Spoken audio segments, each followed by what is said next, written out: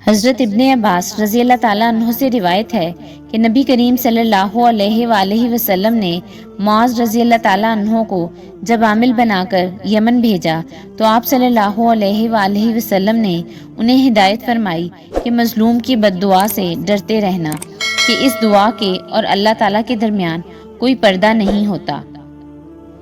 حضرت سعید بن زید رضی اللہ تعالیٰ عنہ نے بیان کیا کہ میں نے رسول اللہ صلی اللہ علیہ وآلہ وسلم سے سنا،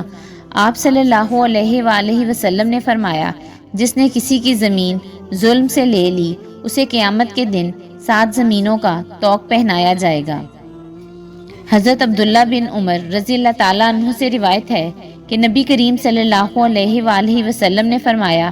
4 خصلتیں ایسی ہیں کہ جس شخص میں بھی وہ ہوں گی وہ منافق ہوگا، یا ان 4 میں سے اگر ایک خصلت بھی